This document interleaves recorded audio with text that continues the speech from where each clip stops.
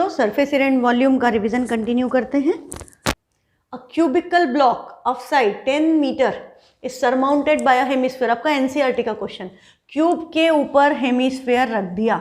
तो क्यूब के ऊपर हमने हेमिस्फीयर रखा तो आपको क्या पता है कि टॉप से देखेंगे तो हमें इस पे ऐसा हेमिस्फीयर के नीचे वाला पोर्शन नहीं नज़र आएगा, पर हमें ये साइड वाला पोर्शन दिखेगा जिसको हमें ऐड करना पड़ता है। जब हम सरफेस एरिया निकाल रहे हैं तो हमें इसके एरिया में से, क्यूब के इस फेस के एरिया में से सर्कल का एरिया माइनस करना पड़ता है to take care of this corners, 4 corners top view में।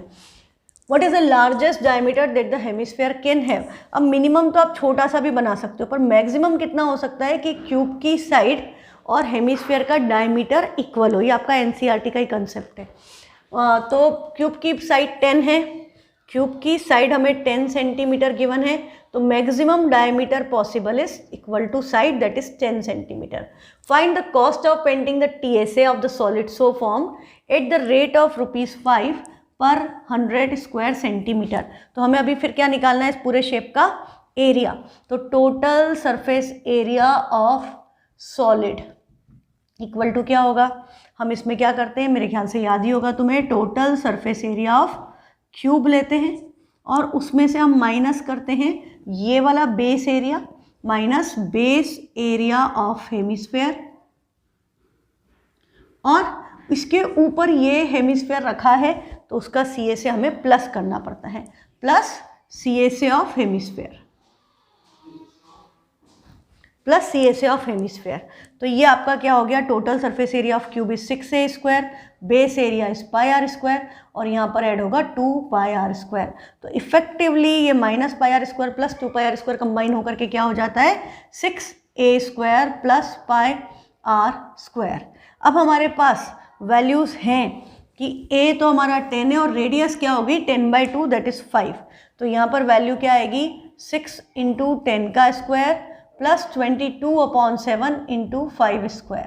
10 का स्क्वायर 100, 100 600 प्लस यहाँ पर हमारा ये पाई की वैल्यू 3.14 नहीं दी है, पर 5 का स्क्वायर 25 है, तो 22/7 × 25। तो ये हो गया 600 प्लस 25 2 50, 555, 550 डिवाइडेड बाय 7, 550 डिवाइड कर लें तो 600 प्लस 7 7 49, 7 8 56 ज़्यादा हो जाएगा, 7 7 49, 55 6 बचा 60, तो फिर 7 8 56 बचेगा 4, तो 7 5 35 बचेगा 5, 57 7 49, 78.57 के अप्रॉक्सीमेटली इक्वल आया। ऐड करेंगे तो 678.57 मीटर या सेंटीमीटर स्क्वायर, सेंटीमीटर में थे डायमेंशंस, तो सेंटीमीटर स्क्वायर ये तो आपका एरिया आया। अब कॉस्ट निकालनी है तो मल्टीप्लाइड बाय 5/100 हो जाएगा, मल्टीप्लाइड बाय रेट जो दिया है 5/100, तो cost equal to area multiplied by rate. तो 678.57 मल्टीप्लाइड बाय 5 डिवाइडेड बाय 100। तो 100 से डिवाइड करने के बजाय 5 से मल्टीप्लाई करके डेसिमल 2 प्लेस और शिफ्ट कर दो, क्योंकि 100 से करोगे तो 5 से तो हो जाएगा, फिर 2 नहीं है, तो फालतू में आपको उसको 20 से डिवाइड करना पड़ेगा। तो इससे अच्छा है कि इसको मल्टीप्लाई कर लो। 5 7 35 बचेगा 3, 25 और 3 28 बचेगा 2, 5 8 40 और 2 42, 4 5 7 35 और 4 39 बचा 3, 5 6 30 और 3 3392.85, डेसिमल 2 प्लेस आगे शिफ्ट हो गया, तो 33.9285 रुपीज़ ये आपकी कॉस्ट आ जाएगी।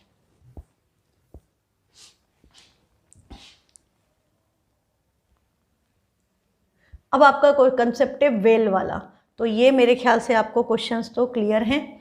हाँ, ये सिर्फ प्रैक्टिस के लिए हैं कि हमारे वेल के 3 कंसेप्ट से, एक में क्या था कि हमने वेल यहाँ पर डिग किया और मिट्टी ले जा कर के किसी और के खेत पे डाल दी, तो इसका वॉल्यूम क्या होता है, सिंपली LBH, और सिलेंडर जिसमें से वेल में से मिट्टी निकली उसका वॉल्यूम क्या होता है आपका πr²H। तो केस 1 जब अपन ने एक जगह कुआं खोदा, मिट्टी जाके पड़ोसी के डाल दी, तो केस 1 में आपका एरिया के मतलब वॉल्यूम क्या होता है r square h equal to l b h, और हमेशा हमें ये हाइट ही निकालनी होती है कि कितनी हाइट बढ़ गई। केस 2 में हमारा क्या था कि हमने वेल जो खोदा है वो अपने ही प्लॉट पे खोदा है, तो ये रिमेनिंग पोर्शन में हम मिट्टी डाल रहे हैं इसके अलावा बची हुई जगह पर। तो उस केस में इधर तो पाई आर स्क्वायर एच ही आएगा हर केस में। इक्वल टू में क्या आएगा, ये इसका एरिया रेक्टेंगल का एरिया, उसमें से सर्कुलर पोर्शन का एरिया माइनस कर देंगे, multiply by height of embankment, that is l b minus pi r square multiplied by h. ये हमको कैलकुलेट करना है। केस 3 में हमारा क्या होता है कि भाई हमने जहाँ पर कुआं खोदा है उसी के आसपास हम एक एम्बैंकमेंट बना रहे हैं, हाँ, इस तरह का जिसकी हाइट कम है और ये आपकी विड्थ होगी कुछ एक यूनिफॉर्म विड्थ। तो अंदर वाली रेडियस हमारी स्मॉल आर थी, बाहर वाली रेडियस हमने कैपिटल आर ले ली। तो बेटा इधर तो यही आना है, मिट्टी तो अभी भी कुएं में से ही निकली, दैट इज सिलेंडर जिसका वॉल्यूम है pi r square H.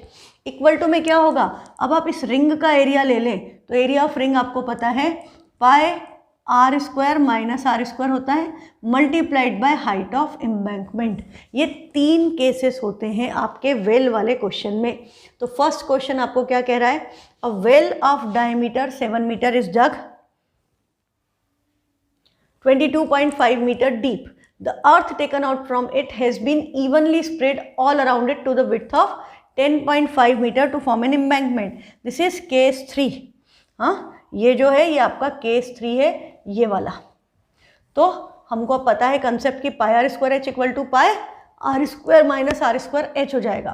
Find the height of the embankment. तो हमारा केस 3 है, मतलब ये आपने वेल डिग किया और ये इसके आसपास आपने एक यूनिफॉर्म उसका एम्बैंकमेंट बना दिया, ठीक है। तो हमें बोला है कि डायमीटर 7 मीटर, इसका ये अंदर वाला डायमीटर 7 मीटर, तो रेडियस क्या हो गई 7/2 मीटर या 3.5 मीटर, और इसकी हाइट हमें दी है 22.5 मीटर डीप। ये किसकी बात हो रही है, सिलेंडर की, जिससे आपने वेल जो भी डिग किया है। अब हमने जो इसके आसपास एम्बैंकमेंट बनाया है सर्कुलर एम्बैंकमेंट, उसकी विड्थ हमें क्या दी है 10.5 मीटर।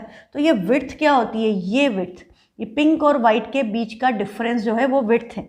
तो ये कैसे निकलता है, आउटर रेडियस में से इनर रेडियस को माइनस कर दें, R minus r is width of embankment, concentric rings का विड्थ या डिफरेंस दोनों का इज आर माइनस आर। इसकी वैल्यू हमें क्या गिवन है 10.5 और आर हमें पता है स्मॉल आर 3.5, तो कैपिटल आर क्या होगा 10.5 माइनस आर उधर जाकर प्लस हो जाएगा 3.5, तो कैपिटल आर की वैल्यू क्या आ गई 14 मीटर। हाँ, आउटर रेडियस की वैल्यू आ गई 14 मीटर। अब हमें हाइट ऑफ एम्बैंकमेंट निकालना है, तो हमें क्या पता है volume of earth taken out is equal to volume of embankment। इधर तो आपका आया सिलेंडर का वॉल्यूम मतलब पाई आर स्क्वायर एच, और इधर आया pi r square minus r square into h. H should be different from this h. हाँ, दोनों को अलग अलग ले लो, एक को स्मॉल ले लो, एक को कैपिटल ले लो, या H1 वगैरह यूज़ कर लो। पाई पाई कैंसिल हो गए, स्मॉल आर इज 7/2, तो 7/2 इंटू 7/2 इंटू हाइट थी 22.5 equal to r square minus r square को हम लिख सकते हैं r minus r into r plus r multiplied by h. R minus r की वैल्यू हमारे पास है दैट इज 10.5, और आर प्लस आर करेंगे तो 14 plus 3.5 that is 17.5 times H होगा। अब ये नंबर्स इधर आएंगे डिनोमिनेटर में, तो ये 7 into 7 into 22.5 divided by 2 into 2 उधर से आया 10.5 और ये आया 17.5। अब डेसिमल्स आप रिमूव कर दो तो देखो यहाँ पर 2 हैं, यहाँ 1 है, तो ऊपर एक 10 आएगा। 7 से कैंसिल हुआ, 7 1 ज़ा 7, 3 7 5 ज़ा 35, 15 का स्क्वायर है 225, ये आ गया 15। 2 से इसको कैंसिल किया, 2 5 ज़ा 10, और ये नंबर आपका 7 से कैंसिल होता है, 7 2 ज़ा 14 बचेगा 3, 7 5 ज़ा 35, 5 5 ज़ा 25, 5 3 ज़ा 15। तो न्यूमरेटर में एक 3 बचा है और डिनोमिनेटर में एक 2 बचा है, तो आंसर आया 3/2 मतलब 1.5 मीटर।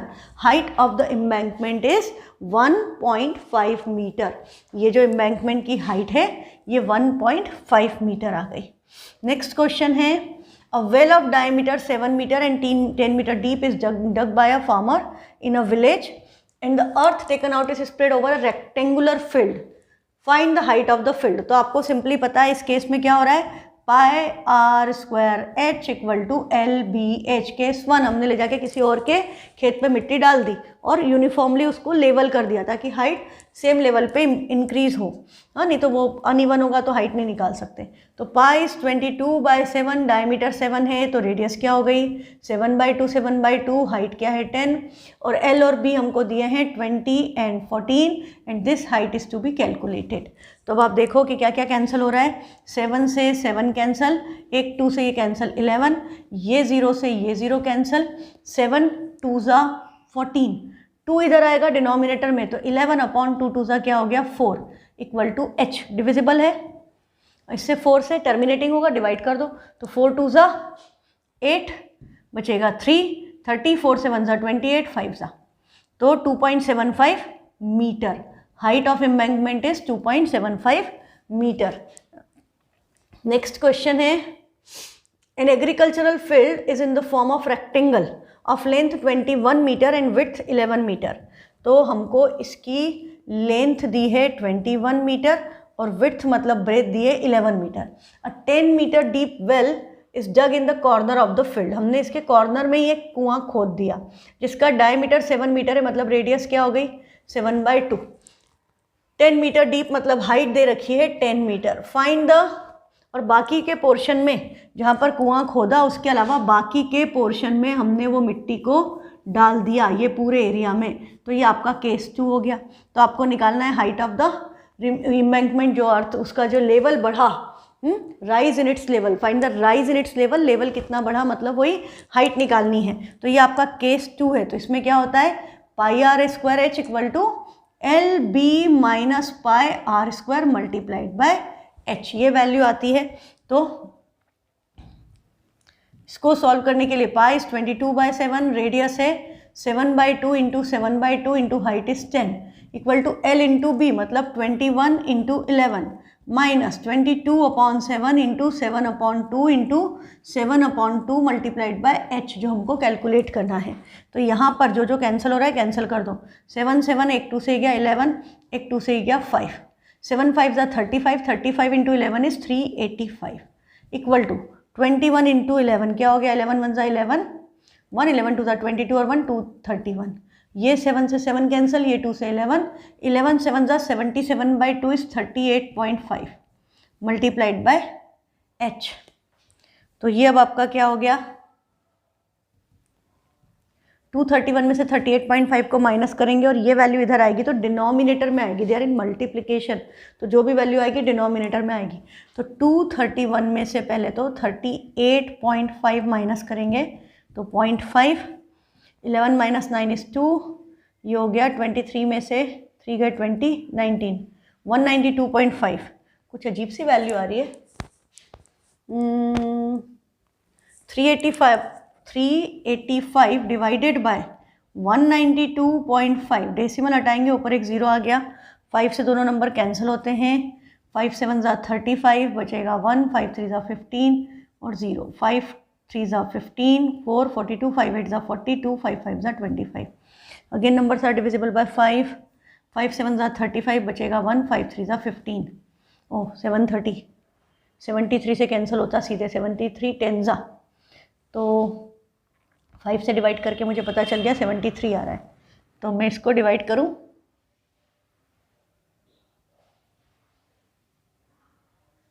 या इसको 73 5 ज़ा कर देते,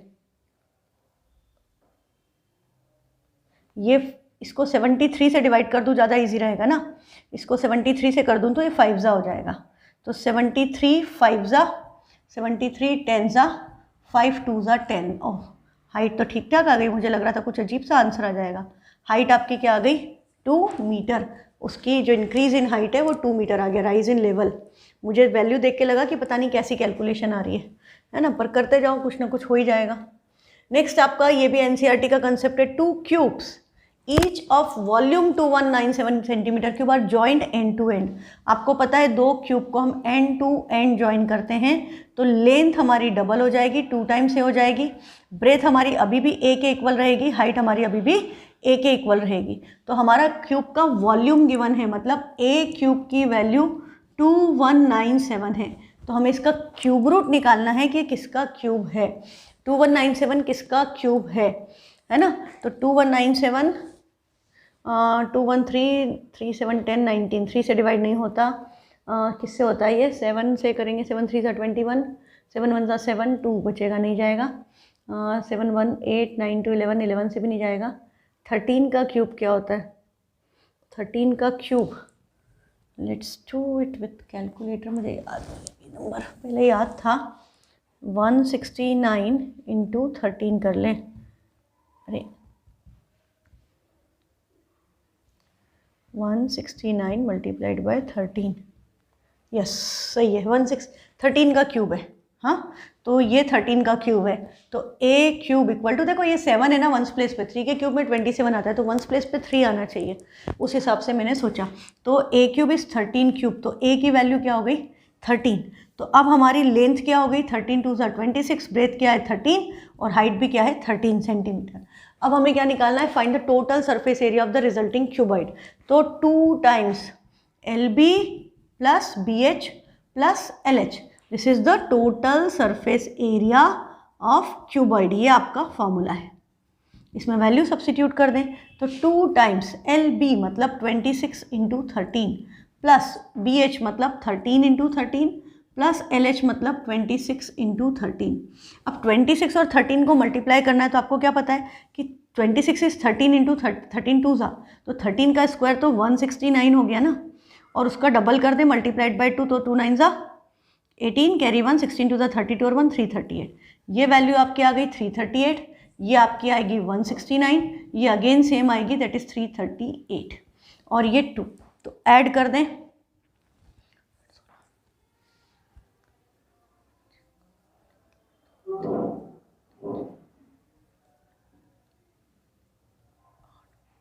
मल्टीप्लाइड बाय 2, 1770 सेंटीमीटर स्क्वायर, ये आंसर आपका आ जाएगा। कैलकुलेशन कर लेना अपने आप। नेक्स्ट है 3 cubes each with edge 12 centimetre are joined end to end. अब 3 क्यूब है, साइड दे दी, वॉल्यूम पहले अपने को एनसीईआरटी में भी क्या वॉल्यूम दे रखा है, साइड आपको निकालनी पड़ती है। अब यहाँ इन्होंने वॉल्यूम की बजाय साइड ही दे दी और बोल रहा है surface area of the resulting cuboid निकालो। तो मैं आपको बस हिंट दे देती हूँ कि लेंथ क्या हो गई, 12 3 ज़ा 36, ब्रेथ आपकी 12 और हाइट आपकी 12। अब इसको मुझे शॉर्ट में यदि करना हो तो मुझे क्या पता है, एक बार तो 12 स्क्वायर आएगा और 2 बार 36 इंटू 12 आएगा जी। कम नंबर में 1 मार्क खैर आ ही नहीं रहा है, अदरवाइज मैं आपको इसकी ट्रिक बताती, छोड़ो तो ट्रिक नहीं करते। तो 12 का स्क्वायर क्या हो गया 144 प्लस 2 टाइम्स इनका प्रोडक्ट आएगा, 36 12 इधर भी आएगा, 36 12 इधर भी आएगा, तो 36 इज अगेन 12 12 ज़ा 12 3 ज़ा, तो 2 12 हो गया, 12 का स्क्वायर 144 और 3 बचा है तो 3, तो ये क्या हो गया 3 2 ज़ा 6, 6 टाइम्स 144 और 1 टाइम्स 144, तो 7 टाइम्स 144 और बाहर एक 2 भी होता है फॉर्मूले में, तो 7 2 ज़ा 14 इंटू 144 कर लें, आंसर आ जाएगा। 14 4 ज़ा 56 बचेगा 5, 14 4 ज़ा 56 और 5 61 बचेगा 6, 14 1 ज़ा 14 और 6 20, 2016। देखो 14 4 ज़ा 56, 6 बचा 5, 14 इंटू 14 मुझे पता था 196, 196 प्लस 5 इज ऑल्सो 2016, तो ये 2016 आ जाता है इसका total surface area. Next question है 3 metallic cube solid cubes each whose edges are 3 4 and 5 are melted and formed into a single cube, find the diagonal of the cube. तो diagonal of cube का formula याद होना चाहिए, इसलिए question डाला है मैंने, कंसेप्ट सेम था पर यहाँ डायगोनल पूछी है क्यूब की। तो हमने एक और क्वेश्चन किया था क्यूब की डायगोनल का फॉर्मूला क्या होता है, √3 इंटू साइड, √3 इंटू साइड, और क्यूबाइड की डायगोनल होती है तो फॉर्मूला क्या होता है √L² plus B² plus H²। This is for diagonal of cuboid और √3 into side is diagonal of cube. ठीक, तो हमको क्यूब की साइड्स दी हैं 3, 4, 5, तो 3 cube plus 4 cube plus 5 cube equal to नया क्यूब का वॉल्यूम। तीनों को मेल्ट किया है तो वॉल्यूम ही सेम है, तो 3 का क्यूब 27, 4 का क्यूब 64, 5 का क्यूब 125, ऐड करेंगे 216 आएगा। किसका क्यूब है? 6 का। तो नए क्यूब की साइड क्या आ गई? 6 सेंटीमीटर। तो डायगोनल की वैल्यू क्या हो गई? √3 × 6, या हम लिख देंगे उसको 6√3 centimetre. Diagonal of the new cube so form is 6√3 centimetre. Next question है अ कोनिकल वेसल। अब ये जो कंसेप्ट है ये आपका वाटर लेवल के क्वेश्चंस हैं। वाटर लेवल मतलब हमने क्या किया, यदि किसी भी बर्तन में कुछ पानी भरा और उसमें हमने कोई भी चीज़ डाल दी, जैसा लेट शॉर्ट का क्वेश्चन था कि 1/4 पानी फ्लो हो गया, उस तरह के कंसेप्ट कि यदि हमने कुछ डालेंगे तो उसके वॉल्यूम के इक्वल वो पानी को ऊपर कर देगा, या निकाल दिया तो उतने उसके वॉल्यूम के इक्वल पानी का लेवल डाउन चला जाएगा। That is based on Archimedes principal. तो यहाँ पर क्या कह रहा है कि कोनिकल वेसल है जिसकी रेडियस 6 मीटर है। तो हमने कोनिकल वेसल बना दिया, इसकी रेडियस हमें क्या गिवन है? 6 मीटर एंड हाइट 8 मीटर। इस कंप्लीटली फिल्ड विथ वाटर, ये पूरी की पूरी ऊपर तक पानी से भरी है, यहाँ तक पूरा पानी भरा हुआ है इसमें। अब बोल रहा है कि sphere is lowered into the water. हमने इसमें एक स्फेयर को डुबो दिया, और कैसे डुबोया कि ये इधर जस्ट टच करे। हाँ, जब ये अंदर घुसा ही है, अंदर एंटर हुआ है, तब ये इसको टच कर रहा है दोनों साइड्स को, मतलब चारों साइड्स को। एक्चुअली डायग्राम में आपको 2 दिख रहा है, पर आपको पता है कौन इज 3 डायमेंशनल शेप, तो उसमें चारों साइड उसको टच कर रहा है। क्या बोल रहा है? अ sphere is lowered into the water and it's size is such that when it touches the sides it is just immersed. What fraction of water overflows? क्या फ्रैक्शन पानी का ओवरफ्लो हो जाएगा? तो हमको क्या पता है कि फ्रैक्शन ऑफ वाटर जो ओवरफ्लो होगा वो स्फेयर के वॉल्यूम के इक्वल होगा, पर यहाँ इन्होंने स्फेयर की रेडियस नहीं दी है। दैट इज द की, कि यहाँ पर स्फेयर की रेडियस ही नहीं पता है, तो हमें स्फेयर की रेडियस निकालने के लिए कुछ करना पड़ेगा। तो स्फेयर की रेडियस निकालने के लिए हम क्या करें? तो देखो, हमने इसको, यदि ये आपकी हाइट हुई, ये आपकी रेडियस, रेडियस और हाइट के बीच का एंगल क्या होता है? राइट सर्कुलर कोन होता है 90 डिग्री। मैंने इसको बोला ABC, ये वैल्यू 6 है, ये वैल्यू 8 है। अभी स्फेयर है तो इसका कहीं ना कहीं तो स्फेयर का भी सेंटर होगा, तो हमने मान लिया कि इसका सेंटर यहाँ पर है। अब मैं इधर से ये जो बन रहा है ना, ये टेंजेंट बनेगा इस सर्कल के ऊपर। स्फेयर इज सर्कुलर, तो ये जो लाइन जा रही है ना सर्कल को, एक स्फेयर को एक ही पॉइंट पर टच कर रही है, तो ये टेंजेंशियल होगी। मतलब यदि मैं इसको ज्वाइन कर दूं तो ये radius at point of contact है, तो ये एंगल आपका क्या होगा? 90 डिग्री। और ये भी आपका टेंजेंट हुआ क्योंकि ये भी इधर से टच कर रहा है, ये भी टच कर रहा है, तो ये दोनों, इस पॉइंट को हमने सपोज M बोल दिया, तो आपका AM और AB आपस में इक्वल होंगे 6। रीजन क्या हो गया? Length of tangent, LENGTH, length of tangent from same point. तो ये दोनों आपस में, ये 6 है, इसकी वैल्यू भी क्या आ गई आपकी? 6। इतनी बात क्लियर? अब हमको पता है कि ये OB और OR क्या है? OB और OR दोनों रेडियस हैं। OB और OB और OM दोनों क्या हैं? रेडियस है इस स्फेयर की, तो इसको हमने मान लिया स्मॉल r। हाँ, इसको मैं R1 कर दूँ, नहीं तो कन्फ्यूजन हो जाएगा, दोनों अलग अलग यूज़ होना चाहिए। हाँ, अब हमको क्या बोल रहा है कि अब हमको इसकी वॉल्यूम निकालना है, कितना फ्रैक्शन पानी का ओवरफ्लो हुआ, मतलब volume of cone upon volume of sphere, ये निकालेंगे तो कितना फ्रैक्शन निकला वो पता चलेगा। तो अब हम क्या करें? हमारे पास ये एंगल 90 है, हमारे पास ये एंगल 90 है, हमें ये वैल्यू पता है 6, ये वैल्यू पता है 8। अब ये जो ट्राइंगल है, this is a right triangle, तो ABC में हम पाइथागोरस थ्योरम लगाकर AC की वैल्यू निकाल सकते हैं। आपको पता है 6 और 8 के साथ हाइपोटेनियस की वैल्यू क्या आ जाती है? 10। तो आप पाइथागोरस थ्योरम लगाओगे तो ये वैल्यू 10 आ जाएगी by Pythagoras theorem in triangle ABC। AB square plus BC square equal to AC square, तो 6 square plus 8 square equal to 10 square equal to AC square. तो AC की वैल्यू क्या आ गई? 10 सेंटीमीटर। ये वैल्यू हमारी आ गई 10, ये पूरी वैल्यू 10 है। तो अब आपको क्या पता है कि यदि ये 10 है, हाँ ये पूरा 10 है, तो ये इतना पोर्शन 6 है, तो ये कितना बचा? 4, 10 माइनस 6 दिस विल बी 4, तो CM की वैल्यू हो गई 10 माइनस 6 इक्वल टू 4 सेंटीमीटर। हाँ, ये अब हम इसमें और इसको भी देखते तो ये भी हम निकाल सकते थे कि ये रेडियस है R, तो ये कितना बचता CO आपका होता 8 माइनस R। ठीक, अब इसमें हमको रेडियस निकालने के लिए हमारे पास दो ऑप्शन है, एक है ट्रिग्नोमेट्री, एक है सिमिलैरिटी। चॉइस आपकी है। मैं एक बार सिमिलैरिटी से बता देती हूँ। यदि हम इसको सिमिलैरिटी से करेंगे तो क्या हो जाएगा, ये triangle in triangle CMO and triangle CBA, ये एंगल C इस ट्राइंगल और इस ट्राइंगल दोनों में पूरा का पूरा आ रहा है, तो angle C equal to angle C is common, और ये angle radius at point of contact के कारण 90 है और ये एंगल 90 है क्योंकि राइट सर्कुलर कोन है, तो angle M equal to angle B equal to 90।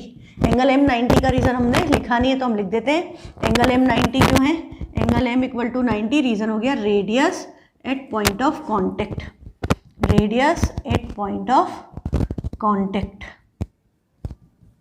ठीक है, अब आप देखो तो डबल ए से दोनों ट्राइंगल सिमिलर हो गए, तो by AA triangle CMO is similar to triangle CBA, triangle similar हो गए तो CPST से इनकी साइड्स का रेशियो क्या होगा, इक्वल। तो अब हम साइड्स का रेशियो लें तो हमारा CMO सिमिलर हुआ है CBA के, तो देखो हमको क्या निकालनी है, रेडियस या तो OM लें या OB लें, तो OM इधर है और इधर AB है, AB की वैल्यू भी पता है तो हमने इधर लिख दिया OM upon AB equal to CM की वैल्यू भी पता है और CB की वैल्यू भी पता है, तो I can write this is equal to CM upon CB, reason आ जाएगा by CPST sides are proportional.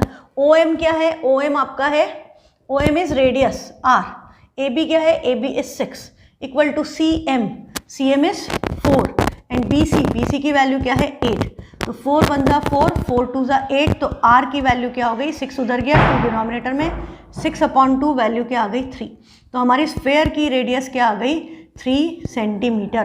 तो स्फेयर की रेडियस यदि 3 सेंटीमीटर आ गई तो हमें क्या निकालना है, what fraction of volume of water overflows, तो हमारा फ्रैक्शन मतलब क्या होगा, volume of sphere upon volume of cone, इनका रेशियो निकालें तो हमें पता चल जाएगा कितना पानी ओवरफ्लो हुआ। तो स्फेयर का वॉल्यूम क्या होता है 4/3 पाई R क्यूब, और कोन का वॉल्यूम होता है 1/3 पाई, मैंने R1 लिया था, R1 square H, you know that pi by three cancel, 4, इसकी रेडियस स्फेयर की रेडियस 3 आई है, 3 इंटू 3 इंटू 3, इसकी रेडियस हमारे पास 6 है और हाइट इसकी थी 8, तो कैलकुलेशन कर लें, 4 1 जा 4, 4 2 जा 8, 3 2 जा 6, 3 2 जा 6, तो रेशियो क्या बचा 3/3/2 मतलब 8, 3:8 पार्ट ऑफ वाटर ओवरफ्लो हो जाएगा, 3/8। ठीक है, अच्छा मैंने आपको कहा था कि हम इसको ट्रिग्नोमेट्री से भी निकाल सकते हैं, तो मैं ट्रिग्नोमेट्री से निकालने का भी तरीका बता देती हूँ। यदि हम ट्रिग्नोमेट्री से निकालें तो देखो अब हम डायग्राम फिर से थोड़ा ढंग का डायग्राम ले लेते हैं।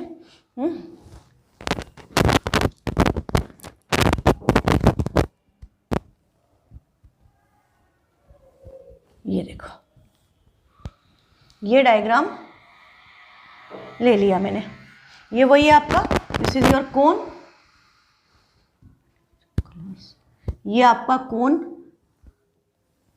और ये आपका स्फेयर, ये जस्ट टच कर रहा है सारी साइड्स को। तो ये रेडियस आपको कितनी गिवन है, दिस इज 6, ये हाइट हमको कितनी गिवन है 8, और हमने ये वाली वैल्यू पाइथागोरस से निकाल ली है, कितनी आ गई 10, ये चीज़ें तो सेम रहेगी। आपको पता है कि ये रेडियस है, ये भी रेडियस है, ये दोनों आपस में इक्वल है, this is R this is R, ये दोनों R हैं, और हमें क्या पता है कि ये वाली साइड 6 है तो ये वाली साइड भी 6 है, क्योंकि ये length of tangent from same point two circle is equal. इस एंगल को हमने क्या अज्यूम कर लिया कि ये जो एंगल है ये एंगल थीटा है, तो हम इस एंगल के लिए हमें R की वैल्यू चाहिए, और बाकी सारी वैल्यू है हमारे पास कि ये यदि हम लेंगे तो हमारा ये OR की वैल्यू तो है 8 - R, यदि हम MR लेते तो MR की वैल्यू हो गई थी 10 - 6 दैट इज 4। तो अब आप देखो कि आपका साइन थीटा की वैल्यू तो सेम रहती है। यदि मैं इस ट्राइंगल में ट्रिग्नोमेट्री लगाऊं, मैं इस ट्राइंगल में लगाऊं, sine theta will be same. तो मैंने इस एंगल को थीटा लिया, तो साइन थीटा की वैल्यू बड़े वाले ट्राइंगल में इस ट्राइंगल में लगाने पर क्या आएगी? इस एंगल के रिस्पेक्ट में यहाँ 90 ये है, हाइपोटेनियस ये है और परपेंडिकुलर ये है, तो this is equal to 6/10। 6/10 cancel होके क्या हो गया? 3/5। हाँ, ये इस एंगल यहाँ पर 90 इसमें ये था, तो ये हाइपोटेनियस है और ये परपेंडिकुलर है एंगल के अपोजिट साइड। अब हम छोटे वाले ट्राइंगल में लगाएं, इस ट्राइंगल में साइन थीटा, अब 90 ये है तो ये आपकी हाइपोटेनियस है और परपेंडिकुलर ये है। तो यहाँ पर आपका छोटे ट्राइंगल में साइन थीटा की वैल्यू क्या हो गई? R/OR। OR क्या है? 8 - R। पर साइन थीटा की वैल्यू तो वही आएगी जो पहले आई थी, दैट इज 3/5। तो हम क्या लिखते हैं? 3/5 इक्वल टू R/8 - R। अब आप इसको क्रॉस मल्टीप्लिकेशन करोगे तो 3 8 24 -3R, ये 5 उधर जाके 5R हो गया, -3R उधर जाएगा तो 3R और 5R ऐड हो जाएंगे, तो 24 8R के इक्वल हो गया, 8 3 24। तो रेडियस की वैल्यू क्या आ गई? 3 सेंटीमीटर। तो रेडियस आपकी ये हमने निकाली ट्रिग्नोमेट्री से, ठीक है। दूसरा हमने किससे निकाली थी? दूसरा हमने निकाली थी ट्राइंगल से। तो मैं फिर से एक बार बता देती हूँ, ये ट्राइंगल में और इस ट्राइंगल में ये एंगल आपका कॉमन है, इसमें ये एंगल 90 है, रीजन है radius at point of contact, और इसमें ये एंगल 90 है क्योंकि रेडियस और हाइट के बीच में एंगल 90 होता है। तो डबल ए से आपके ट्राइंगल, इसका नाम जो भी है RMO सिमिलर हो जाएगा ट्राइंगल RO'P के। ये वाला ट्राइंगल इस ट्राइंगल के सिमिलर, क्योंकि ये एंगल 90, ये एंगल कॉमन, डबल ए से ट्राइंगल सिमिलर हो गए। CPST की कंडीशन में आपको सारी चीज़ें पता है। यदि आप RM/RO' equal to OM/O'P equal to OR/PR, इसमें वैल्यू रखोगे, किसी को भी सॉल्व करो आंसर आएगा। RM देखें तो RM क्या था? 4, ये 6 है, ये 4 है, तो 4/RO', RO' is full size, that is 8 equal to OM is radius, O'P is 6 equal to, यदि OR लेते हैं तो OR आपका क्या था? ये रेडियस है, ये 8 - R बचता, और PR is 10। जो भी आपको इजी लगे, कोई भी दो कॉम्बिनेशन, ये कोई भी अच्छा लगे, ये ज़्यादा इजी है, फटाफट हो रहा है। 4 2 8, 2 3 6, रेडियस आ गई 3, है ना, और फिर वॉल्यूम निकालना तो आसान है। तो इस तरह से आप इस क्वेश्चन को कर सकते हो। बड़ा अच्छा क्वेश्चन है क्योंकि इसमें थोड़ा सा आपका 3 कंसेप्ट यूज़ हो गया, टेंजेंट टू सर्कल भी लग गया, ट्राइंगल्स भी लग गया, या आपने ट्रिग्नोमेट्री लगाई, और सरफेस एरिया एंड वॉल्यूम तो यूज़ ही हो रहा है ना। With this today's class is over. कल मिलते हैं और क्वेश्चंस के साथ। Thank you.